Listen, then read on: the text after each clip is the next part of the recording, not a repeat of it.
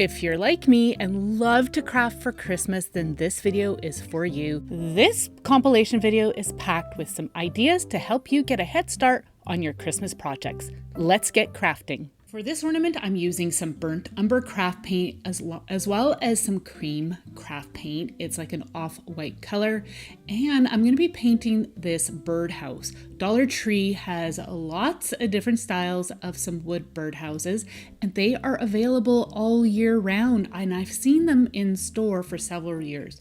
If you can't find them at Dollar Tree, then go ahead and find them at another dollar store. Reviewing the label, and then I'm going to be painting the rooftop as well as the base of the birdhouse with the burnt umber. I'm just going to give it a coat, and then I'm going to be taking a rag and wiping the excess off. You can of course use a stain instead, but I thought I would just use craft paint because I know it is readily available to all of us, and this is something that you can get at Dollar Tree. Being very, very careful when I'm going underneath the roof line here. I didn't want to get the brown paint on the main part of the birdhouse. So I'm just being very careful. And then I'm also making sure I get the edge of the roof line as well. And again, you just use your rag and wipe off the excess. Next, I'll be painting the base of the birdhouse, and same thing as the roof, letting that dry. It does not take long to dry at all. I'm going to continue to paint the main part of the birdhouse with my cream paint. You can see that the color difference is just slight, but it is creating a really nice, pretty color of off-white. I need to add an eye hook to the top for my hanger. So I'm just going to measure where the middle is, and I'm just going to mark it with the eye screw here, or eye hook. And I was going to start to put it in, but it wasn't going in very easily, so I'm using my awl, and I'm being very careful to use my fingers to guide it in, and then that will create a better guide hole for me to screw the eye hook into. You can see the little indent there. So I'm just going to go ahead and do that. And I actually find that it's easier to get the eye hooks in, especially when they're this small, using some needle nose pliers. And what I do is just push down as I'm twisting the eye hook in place. So now it's time to decorate. I am going to be using this red jute twine that I got. I have seen it at Dollar Tree in the past, but I have seen it at lots of other craft stores as well. So I'm just going to add a piece to the eye hook at the top, and then I'm going to create also a simple bow. I'm going to wrap it around the eye hook, and then I'm going to tie it off. That'll help to camouflage that eye hook. I typically like to use the golden color eye hooks, but I didn't find any in my hardware store, so I've got the silver. I'm also going to add this cute little cardinal. It is a figurine that I had picked up a couple years ago from Dollar Tree. I'm not sure if they still have them or not, but you can use any little bird that you can find. I'm going to just use my hot glue to attach it. And then I've got this greenery that I got from, again, my local dollar store, but you can use any greenery that you have. I know Dollar Tree has a lot of pretty greenery. This is just something I already had in my stash, so I decided to just cut some little snippets. I think somebody mentioned that Hobby Lobby had these evergreen pipe cleaners as well, so you can check out that store as well. Dollar Tree has also had pretty pip berries in stock several years, and they come in lots of different colors. They carry them in the fall and the winter. I've got these red ones here. I'm just going to clip off a few little pieces and then glue them into place. They're really nice to use because they are so small and they just add a nice pop of color.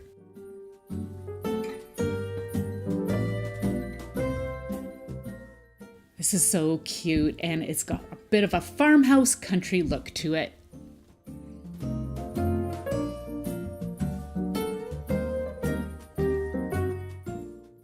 When I was in Dollar Tree, I found this cute cutting board magnet. Isn't it adorable? It is a fridge magnet, and I'm going to remove the magnet off the back just by using just a thin tool here to pop it off.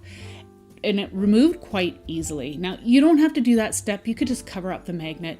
So I accidentally didn't record the fact that I gave it a coat, 2 coats of this outdoor acrylic paint, but you can also coat it with some gesso and craft paint.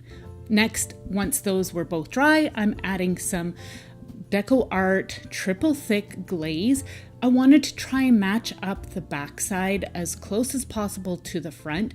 You'll need to use a soft bristle brush for each step that you do this, just to try and create as smooth as a texture on the backside as possible. You could also spray paint this, which I think I will try next time, because you could see some of the texture coming through, but I just made do. So you can see that there is some crackling, and I think that was just a result of the glaze reacting to the paint, but I thought, you know what, that's okay. It kind of ties in with a farmhouse look. I'm using this baker's twine as my hanger. I'm using some Gorilla hot glue sticks here. I'm gonna press that one end into the glue and then the other end into the glue, just like you see me doing right here, and it's hanging nicely. To help make that more secure, I'm adding some more hot glue, and then I'm going to be wrapping some of this red ribbon that I had in my stash around the neck of the cutting board, and then trim that off and add a bit more glue, and that will help to secure those strings in place. It also gives a nice festive touch. I'm gonna just add just a little bit more hot glue just here at the back side to help hold the string in place, just so it hangs a little bit better. I just found that it wasn't quite hanging straight. So now I'm just gonna make a simple loopy bow here, just really basic, nothing fancy. And I'm gonna just trim off the ends, and then I'm gonna add that using some hot glue, just again for a nice festive touch. You could add some greenery and some pine cones and berries, whatever you'd like, but I like the simplicity of this bow.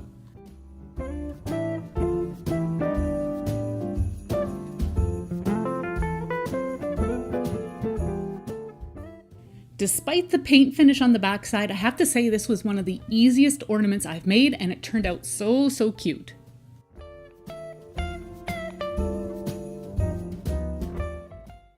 Dollar Tree always has some really neat thick woods pieces in different shapes. I picked up this heart, removing all the tags and the stickers here on the backside, and I have to say there was so much residue left behind. I was kind of disappointed in that. I feel like they need to improve on that for these pieces. I decided to try and sand it off, and what ended up happening was that the dust from me sanding collected in the adhesive, and it just helped me to ball it up a little bit better and then pull it off. So it ended up working out just fine. I just continued to work at the surface and then just kind of ball up all that adhesive and removed it using my fingers. If you have another suggestion on how to remove the adhesive, please feel free and leave a comment in the comment section to help us all out. I'm going to sand off all the rough edges, and I should have sanded off the top a little bit more as well, just to help remove all that wood grain texture. I'm going to use a combination of cashmere tan and burnt umber. I wanted to create a gingerbread look, so I'm trying to create a gingerbread color. I don't know how accurate I got. I went looking online and I discovered that there are so many different shades of gingerbread. So just go with whatever you want. I was just mixing the two colors together and added some paint samples on the back side of this until I was happy with it. I think it was about half and half mixture. And I had to give my wood piece 2 coats of this craft paint. And I also made sure to allow it to dry in between each coat. I'm going to give this entire piece a coat of this matte varnish, again from DecoArt. I really like to seal things up with this varnish. I like the sheen that it leaves behind. It's very, very light. So I allowed that to dry, and you can see how well that looks. Next, I'm using a pencil, and I went searching online at Scandinavian gingerbread kind of style, and I just picked out a simple design. All I did was create the outline of the heart, again using my pencil. That just creates the pattern that I need to create this design. And then in the middle, I also just drew another little heart. And then all the way around on the inside, I decided to just add some little dots all over. This was a design that I had seen several times on when I did a search on Google, so I highly suggest you do that. Next, I'm going to be using some dimensional tulip paint here. It is fabric paint, but it works great for projects like this. You want to make sure that your nozzle is unclogged, so I always like to test it out first, just on a scrap piece of paper. And then if need be, you can take a needle and just clear out that nozzle, and then again test it out, and you can see it came out nicely this time. So I'm just going to start in the middle and fill in that little heart, but I started by just doing the outline, and then I went ahead and filled it in with the slick paint.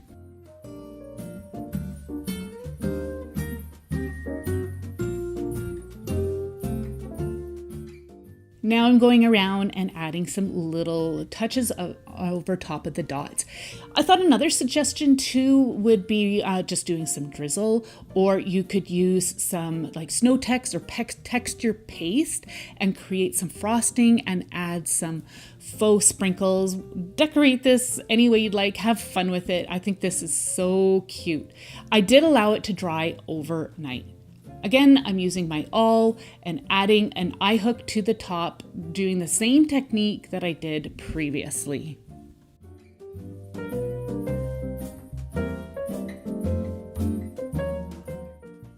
So I wanted to keep a really natural touch. I am going to just use some jute twine and create my hanger. And then just to, again, hide the eye hook because it is silver, I am adding just a simple bow using the jute twine as well.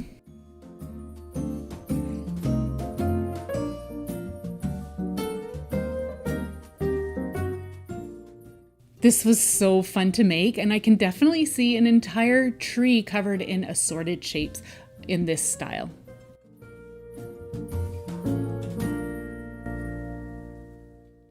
I found this really cute clipboard. It was in the picture frame aisle, and you could see that it had a little stand on the back as well, so you can just put it on your shelf with a little picture. I'm like, ooh, this would make a really cool ornament. So I'm just removing the bow and the paper. I am going to be reusing that bow, but I wanted to just clean this up because there was a lot of glue here and I didn't like the way it looked. So I just pulled that off, and then I also popped off that little stand. It popped off easy, but the hinge wasn't coming off easy. So just using my needle nose pliers and just prying that off. It did cause a bit of damage in the back, but we're going to fix that up. So you can see I'm just going to now take my tools and just clean it up a little bit. And then I'm going to take some sandpaper and I am distressing the front of this. I wanted to create, again, that kind of rustic farmhouse look, but I also think it just makes it a little bit more high end. I'm going to sand down the back where the hinge was as well, because I wanted to fill that in. You can fill it in with some wood filler as well. But before I get there, I'm just distressing the front just a little bit more. I just thought it needed a little bit more of distressing scratches on that faux wood paneling. And to remove the dust, I just used a rag. So now to fill in those holes, I do recommend using wood filler or like some wall putty, but I didn't have any on hand. So I'm just going to use my gesso because it is thicker. And I ended up having to apply one coat, let it dry, and then I'm going to sand it down. I had sanded it down quite well. And then I actually did need to go back in again a second time after I removed the dust and fill it in just a little bit more. And it didn't take too long to dry because I think this is like particle board, and the particle board was actually quite absorbent. So it did not take too long to dry. So I'm just going to sand that down again. Cleaned it up, and now I'm going to give the entire backside a coat of gesso. Now, if you want, you could just cover the backside with some paper. A decorative paper would be really pretty, but I wanted to try and match the backside to the front. So I decided to go ahead and give this an entire coat on the backside with the gesso. That just helps to seal the particle board. and I allowed that to dry. So while that was drying, I found this cute card that I had in my stash, and I liked that little house image. So I'm gonna cut it out. At first I cut it out with a little bit of a border, but I end up getting rid of that border, which I will show you here in a moment. But cutting it out this way actually made it easier for me to trim around the house anyways. So you can see how that looks, and I'm not that crazy about it. So that's when I decided to trim it off. I just didn't think it looked very good against these scrapbook papers that I had in my stash. So doesn't that look much better? I thought it did. So now I'm just gonna measure this little clipboard because I needed to know how much paper I needed to cover this up. So for this one piece, I'm going 2¼ inch wide and 3½ high. And then I am cutting the red smaller than that. That was like the max size that I wanted. Of course, make adjustments as needed. I accidentally cut this first piece too small, so I'm just cutting another one, and that was the right size that I needed.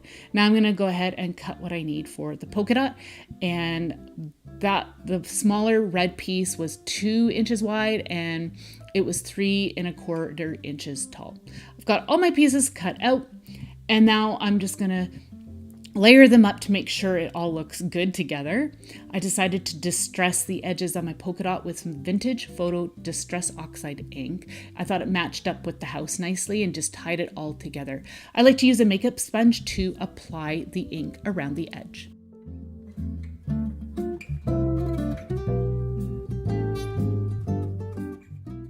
You can see how pretty that looks. And now again, I'm just gonna layer everything together. It looks very nice. And now I can glue those pieces together, and I'm just going to use a glue stick. Feel free to use any glue that you'd like. And then one thing I like to do is once I glue everything together, I will put it underneath something heavy that's flat, such as a book or a board or something, and let that dry. I'm also using my bone folder to smooth it all out. You want to make sure that you don't use too much glue so it oozes out. When I added the house, you can see I put it more towards the bottom because it's going to be going back onto our little clipboard. The gesso is all nice and dry, so I'm going to apply 2 coats of some black craft paint and allow each layer to dry.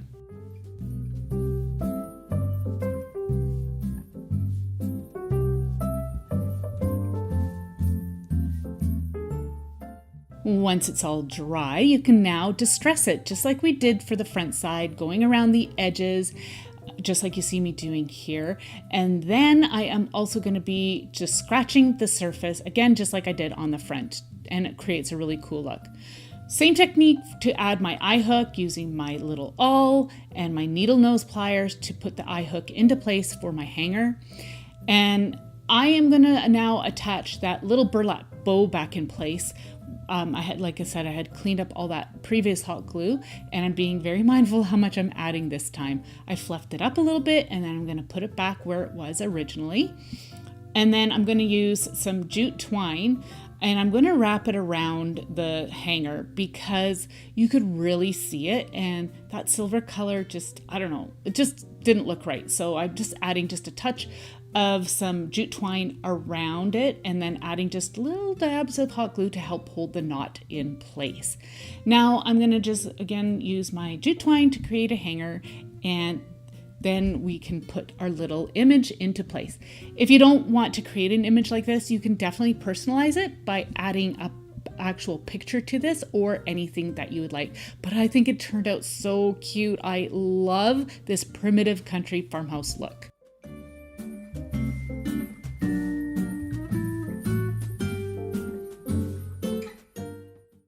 I found these wall decor pieces on Wayfair.ca. I thought they were super fun, reminded me of country Christmas, and I thought we could totally make them ourselves. So there's going to be a few different ways that you can put together your recipe card. You could, of course, print it out if you have one.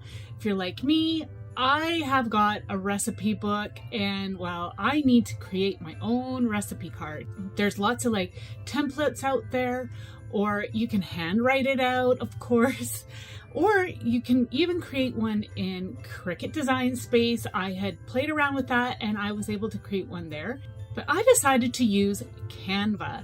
And I have got some templates for all of you to use. They're all ready to go, so you do not need to play around and try and create your own if you do not want to. But of course, if you want to, then feel free. I've got two styles. I've got one that's plain, as well as one that's looking kind of old and stained, as if it's well used and well loved, showcasing our family favorites. So I'm just in Canva right now, and I am selecting the font here, Give You Glory. I thought it looked really cool and looked more authentic, but of course choose the font that you like. I'm going to write out chocolate chip cookies, and then I'm going to copy and paste that, and then just downsize the font. And you want to make sure that it lines up on the lines provided, so it actually looks like somebody has written onto the recipe card. And then you just want to fill in the blank with your recipe and instructions. This is all grouped, so if you want to make any changes, then just ungroup the lines and do those changes accordingly to fit your design. Here is what it looks like without the stains, and then here is what it looks like with the stains, and I think it looks so cool.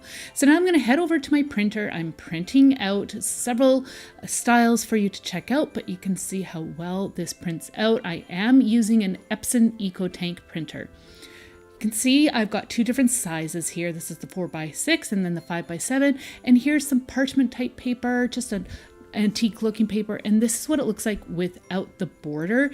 I found that the border made it easier to cut it out. I have a selection of some different scrapbook papers that I picked up from Michael's over the years, and I've got this wood canvas panel. It is 8x10. I picked mine up from Dollarama. I am going to be using this as my base. You can get these at Michael's, or I have even seen them at Dollar Tree lately too. So just find what will work for you. You can even pick them up on Amazon. So I'm just going to trim this off around the recipe. I did print it out as an image, not a document. So just keep that in mind when you are doing this. And I did print it out onto cardstock.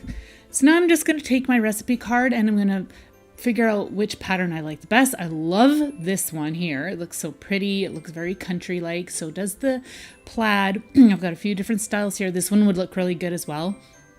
My canvas here looked kind of rough on the edges, so I'm just sanding it off. And then there was also a little bit of wood debris on the inside here, because this is actually the back side of the panel. So I'm just going to clean that up, and it just makes it so it's easier for me to glue down my paper. So now I need to just trim down my paper accordingly. I did measure out what I need, and I found that centimeters and millimeters worked really well. I was able to get a really good precise measurement of my canvas panel. So then I just lined it up accordingly on my paper trimmer. It just made it a lot easier to try and measure it out. Of course, you can use a ruler and a cutting knife if that is the way you need to do it, or some scissors, whatever you like. So you can see I've got a perfect fit. It rarely happens, so I'm glad I did it that way. I'm going to give this canvas panel, or the wood panel, a coat of some walnut stain. This is gel stain put out by Deco Art. I like to use a rag to just take it off, and then I take also a paintbrush and get right into all the little nooks and crannies. And then I'm going to continue to apply this all over except for that inside panel portion. That's going to be covered up with the scrapbook paper, so I did not need to apply any there. I'm using some tacky glue on that back panel there. I'm going to use a plastic card to squeegee it all out over the back surface. That just helps to smooth it all out nicely, and then prevents me from having any spots without any glue. So now I'm just going to put that into place and gently just press that down. I did use a bone folder, and then I am going to go in with my plastic card to help smooth it all out.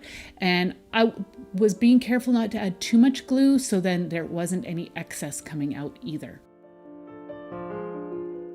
So in the original piece, the recipe card was lifted up from the back panel. So I'm using some foam tape just to create that dimension.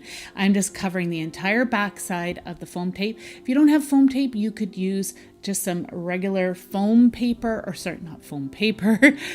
You know that fun foam that you can use for kids craft? You could use that and just glue it to the back side of this as well. So once I've got my tape all in place, I then just have to pull back the backing of the tape, and then I will put this into place. I just eyeballed it, but you can measure it precisely if you like, but I'm one who likes to just eyeball these things. I could see creating a whole bunch of these for some family gifts. I think these turned out amazing and they were so fun to create. I can't wait to make some more.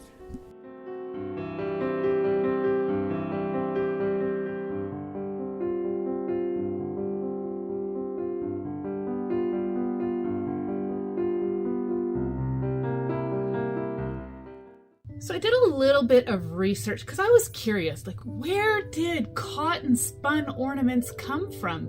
Well, it turns out they originated in Germany, and then there was a few other European countries that adopted this technique. They started to create different figurines as well as ornaments, and I thought it was such a cool technique. I've been wanting to try it for a while, so I'm going to show you just a really basic and simple ornament that you can make using this technique. So I am going to be using some cotton balls. I'm using some jumbo ones, some white wire that I got from my local craft store, but you can use any wire, some white glue, some water, a container for the glue and water, a paintbrush to mix, some wire snips, and some pliers. They're jewelry making, they're round nose pliers, and I'm going to start to build our ornament. I needed to snip my wire in half. I didn't want to create a super long one, and I'm going to use those rounded pliers to create a loop at the top of this wire, and that will create our ornament hanger. So you just want to just play around with that until you get a look that you're happy with. I straightened or bent the neck so it look more natural for hanging. I'm going to take apart my cotton balls. You want to take those strips. Some of mine fell apart, but that is okay. I'm making do. I think originally they had some like cotton batting that they used for the original pieces, but we are just going to simplify this. I don't have that. I just have these cotton balls, and this will work just fine. So now I'm going to mix my glue. It is about one part glue to 1 part water. You do want it to be quite liquidy, and then I'm going to mix that together.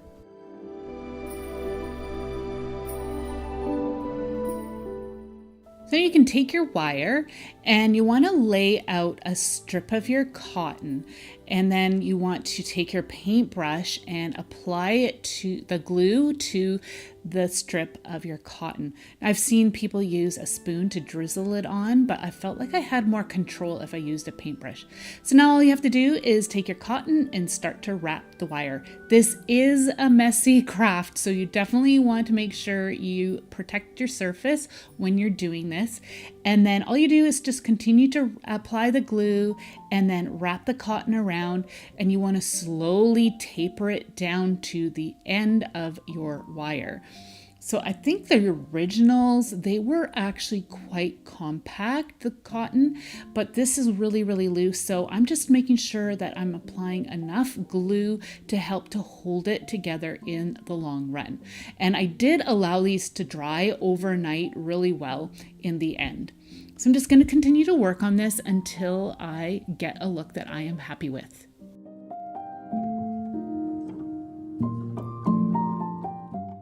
So I did end up going in a few spots and adding just a little bit extra just to help thicken it up in a few spots, and also just help firm up any spots that I thought felt a little weak.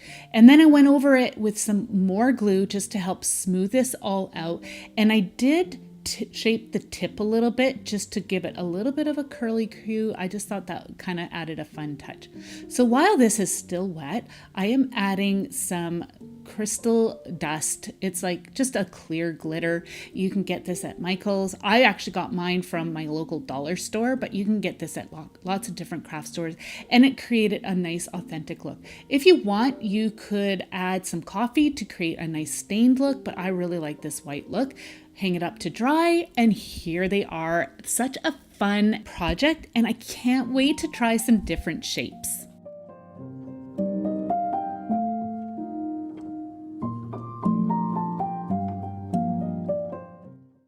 I think creating paper houses is really fun, and you can just create a little village or whatever. You can create ornaments out of these.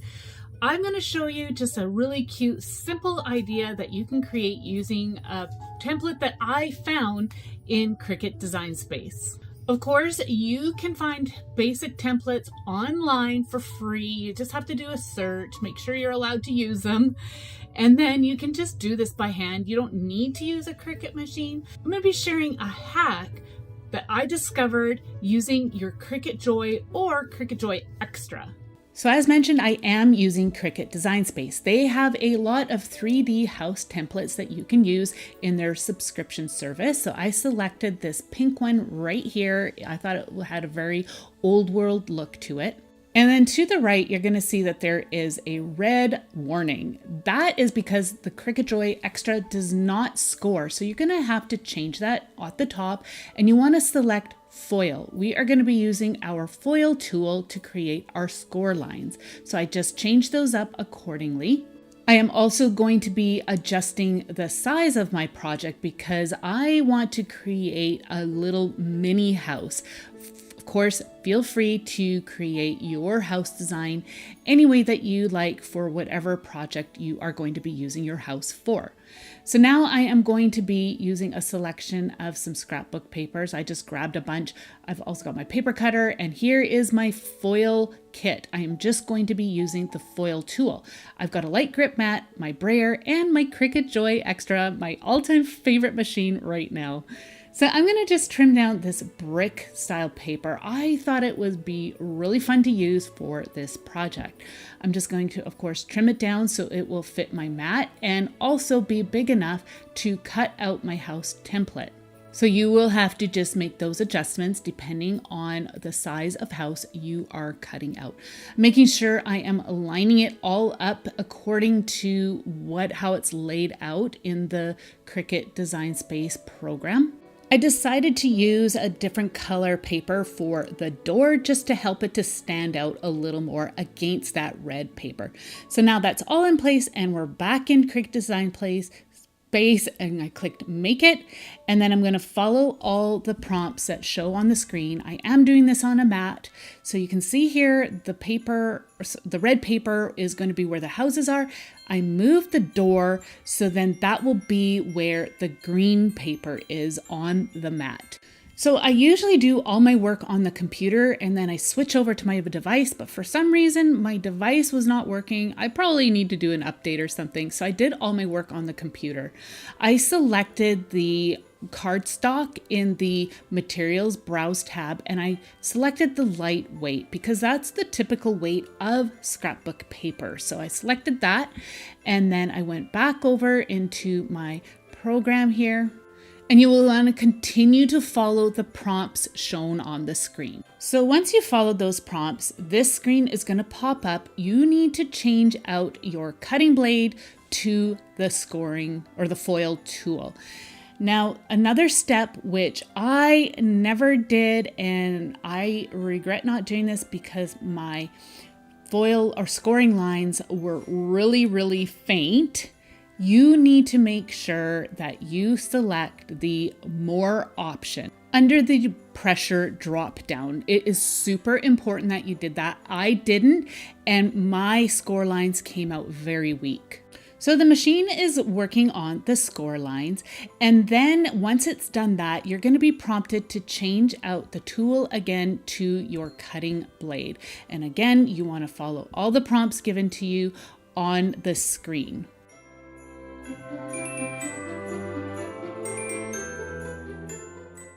Once the blade is in place, you can then select go and it will start to cut.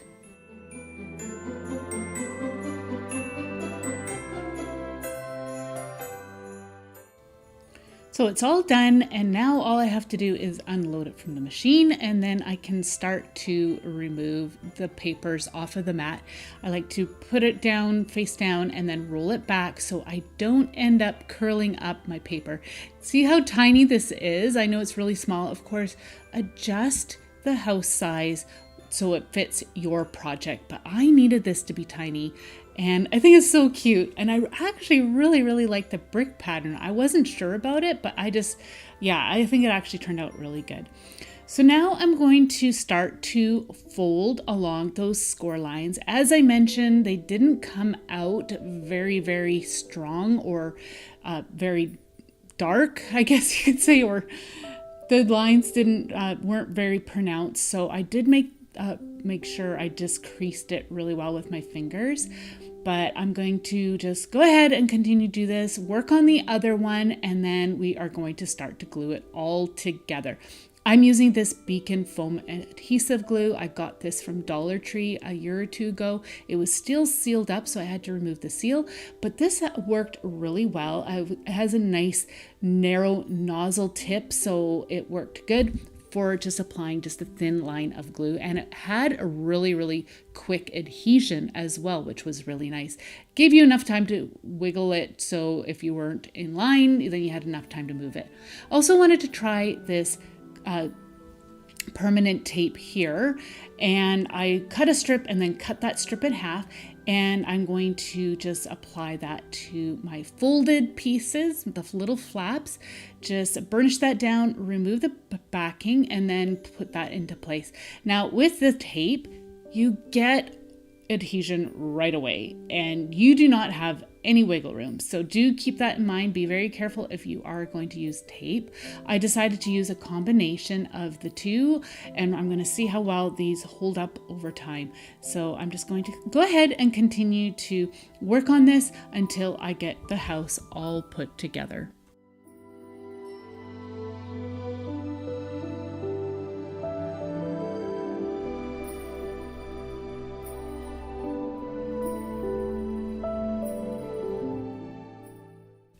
So now I'm going to adhere the little door. I'm going to again use that Beacon glue that I have, and I'm going to put that into place. Now I wish I would have punched a hole out where the window is in the door, but I didn't have anything that was going to work, so I just left it. But of course that is a suggestion for you. I'm using a paint pen to create a snow line on the roof peak. I showed there's some dimensional paint that you can get from Dollar Tree as well. That would work really well, or any dimensional paint. But I decided to use the paint pen because I had better control. I did apply 2 coats of the paint pen and then allowed it to dry well. So I'm going to be using this cloche. I had painted the base, and you can get these from Dollar Tree. This particular one I got from my local dollar store. I'm going to create a cute little wintry scene underneath the dome. I have got a bottle brush tree that I picked up when I was in the States from Hobby Lobby. They've got some really pretty antique-y looking colors, and I'm using some branches. I'm adding a bead of hot glue at the base of the paper house, and then I'm going to put that into place. If you miss glue any spots, then you can just go in with the tip of your glue gun nozzle and add some to help seal it to the bottom. Adding glue to the bottom of the tree, put that in place. And now I'm just going to figure out the placement for my little branches. This is something I love to add, is a touch of a natural element to some of my projects. I just find that it helps to complete the look really nicely, especially something like this where you've got a pretty little winter scene. So once you've got the branches and whatnot in place, I'm now going to take some hot glue and add some to the base, and then press some faux snow into that hot glue. So I just put that into place, tap it upside down to remove any of the excess. You can take a knife to scrape out the groove that you have for your cloche dome. That will clean that out nicely. And then you can just continue to add some. I will even sometimes add some of the hot glue, press the snow into place, and then use my knife to press it into the tight spots in around the tree base and the house as well. And that just creates a really pretty wintry scene. Put the cloche dome in place, and then you've got this beautiful little wintry scene for the Christmas season. It has such a nice, fun country look to it.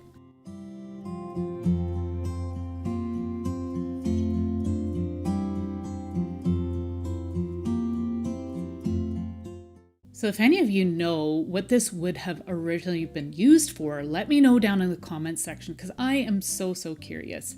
I removed the label. It was like about $2, and I'm going to be using these bottle brush trees along with a branch.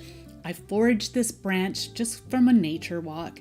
I'm going to be using this as tree trunks. So I just needed to cut them down. I also measured it for size to make sure that they were going to be tall enough so you could actually see the tree trunk sticking up. I left some of the little nubs that were on there as well, just for a more authentic look. I'm going to remove the bases of these bottle brush trees. If you smush it like I just did, you can just fluff that up a little bit. There's also some special techniques online that you can find to help fluff them up really well too. Trimming off the wire on the bottom, and I'm just going to see if my branch fits and continue to snip off the wire on the bottom until I have a nice touch point between the stick and the bottle brush tree. I'm using some hot glue to put that into place. Add it, and then you want to hold till that sets. Gonna take my glue gun and just add a little bit more into the bristles of the tree at the base. That way here it will just provide a nice sturdy branch attachment and it won't flop over on you. Now I'm going to add a bit of some hot glue to the base of our little silver piece, and you want to add some extra glue around it just to help to hold it securely to the base, and it will prevent it from flopping over as well. It does not take very long for the hot glue to set because of the cold metal surface. I'm going to add the other two trees as well, but I wanted to trim them down a little bit so they weren't all even straight across. I wanted them all to be different heights just to create a more natural look. So once I trim those down, I'm just going to go ahead and put those other trees into place as well.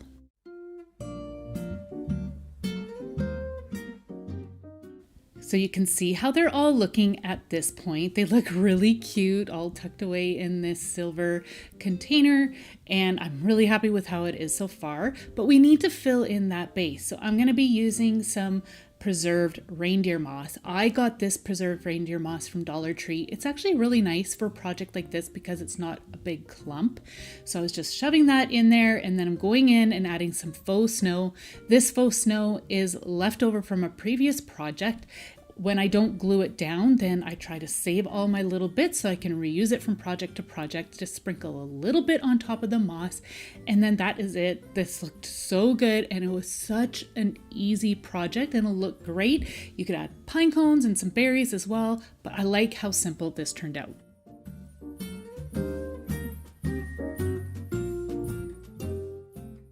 I have these scrap pieces of lumber. You can see here are the measurements, but I just wanted to let you know I got these from a scrap pile at a construction site.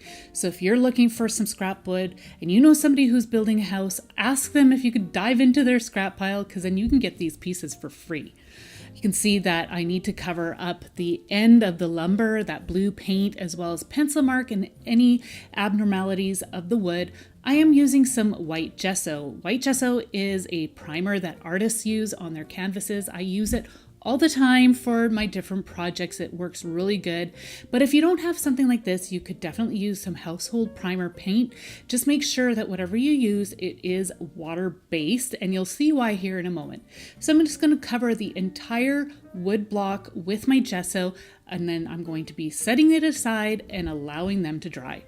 Golden books. They are a highly sought after item. I actually found 2 of these ones, and I knew that I could use one of them for crafting, as there was some scribble marks in this one. I'm going to now take my book and I'm going to cut out the pages that I want to use. I've previously cut these 2 out, but I'm just going to show you how easy it is to cut into the page or into the book to remove a page. I'm just using my craft knife here. I needed just one more image since I have a set of 3 of the wood blocks. So now that I've got all those cut out, I'm going to now measure them on my dry wood blocks. So I'm just going to lay the paper in place, and I'm going to press along the edge so then I get a crease mark. Then I'll know exactly where I need to trim off that paper. So I'm just going to use a paper trimmer for this.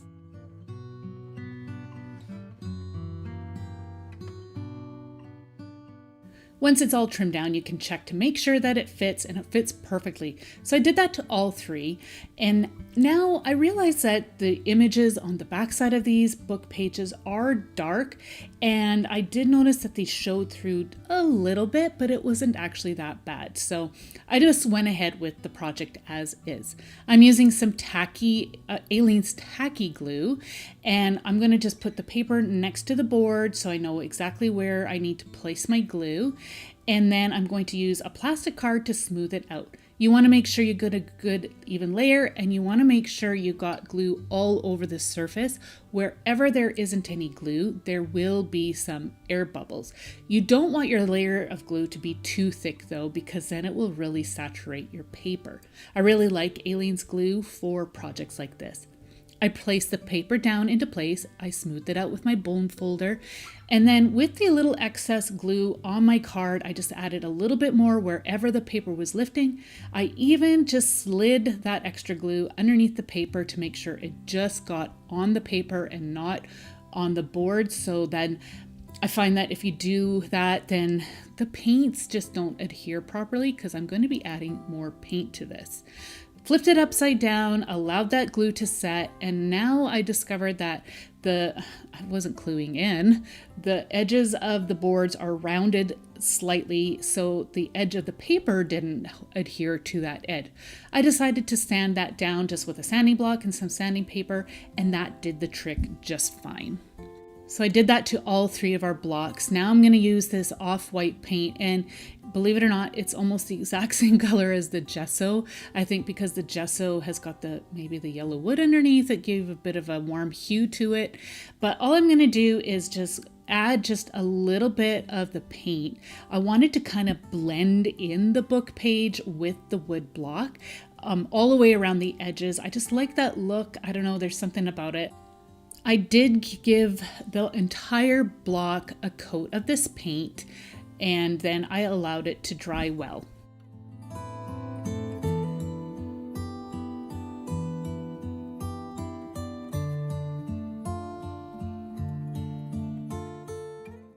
Once the paint has dried, you can give the entire piece a coat of some clear matte spray to protect the surface. And now you can just decide if you want to decorate this with some different elements.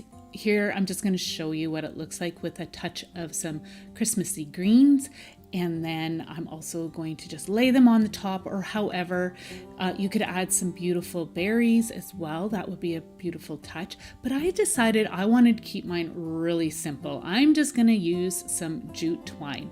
So just to make it easier on myself, I'm stacking them up, and then I'm going to wrap the twine around. And you can see I'm just offsetting the twine as I wrap it. And then I'm going to just do a very simple bow, nothing fancy. Of course, you can get as fancy as you'd like here. You could even add a few pine cones. That might be a pretty touch.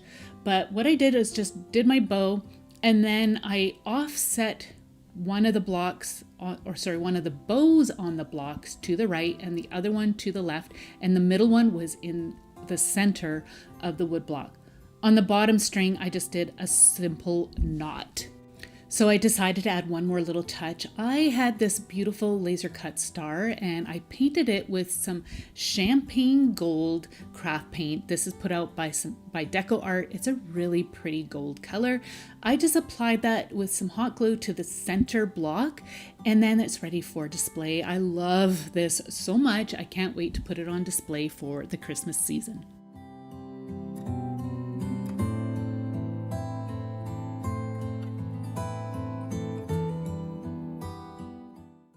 This is a fun piece, and I thought it would be great just to create a little wintry scene.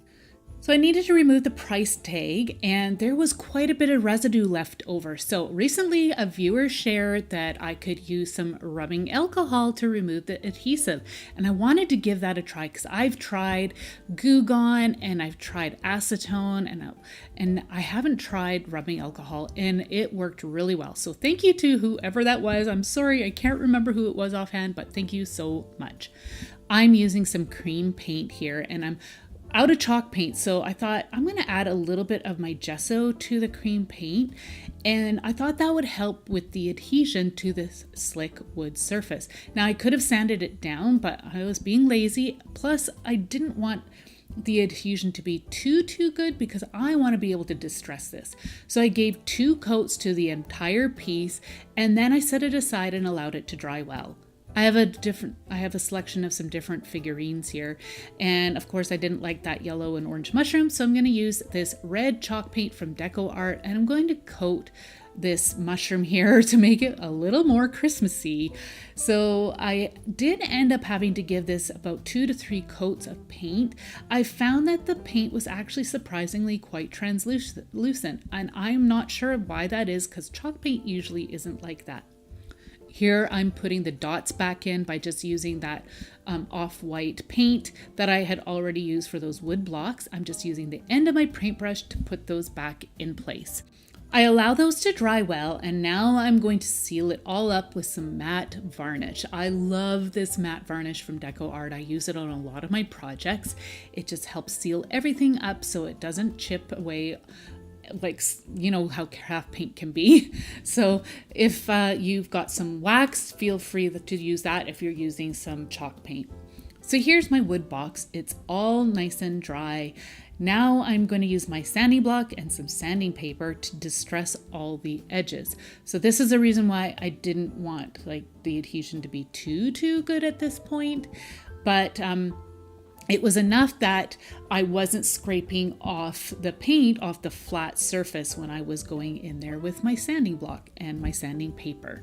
So I'm just going to continue to sand away until I get a look that I am happy with. I'm just using a rag to dust my wood box as well as my surface because I've missed that before, and then I get debris back onto my project and it looks icky. Now I'm going to seal this all up with the matte varnish, and by doing this, the distressing really pops. I love to use the matte varnish for projects like this. I allowed it to dry, and now I'm going to place all my figurines and my bottle brush trees into place.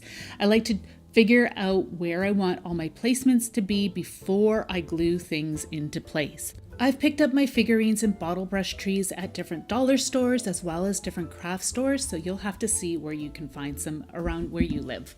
I'm using some hot glue to just put everything in place, and I realized after the fact that I should have added my glue and moss in between before I glued my little coyote in place. Coyote, fox, wolf, I'm not sure what it is. It looks like a coyote to me, but I should have done that before I put this guy into place because it ended up becoming a little bit more difficult to add those touches, and I'll show you what I ended up doing here in a moment. I decided to add some branches. This is something I love to do. I find that with little wintry scenes like this, it just adds a nice natural element. And once that has set, you can now add your moss. I'm using hot glue and I'm going to press the moss into place. I am using preserved reindeer moss, and then I'm just going to continue to add it. So this is where I realized that I was like, uh-oh, how am I going to get in behind all these little guys? And what I did is just stuck my glue gun in the center and allowed the glue to just drop down onto the surface. And then I went in and pressed the moss into place using my knife. It had a nice pointy tip.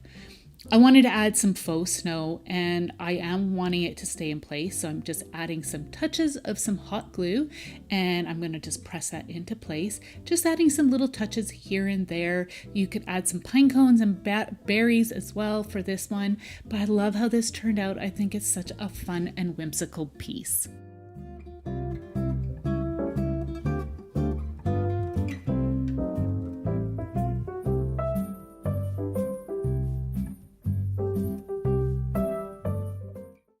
I have so many more ideas for you to check out in this video right here. I want to thank you so much for joining me today, and we will see you in the next one. Take care. Bye.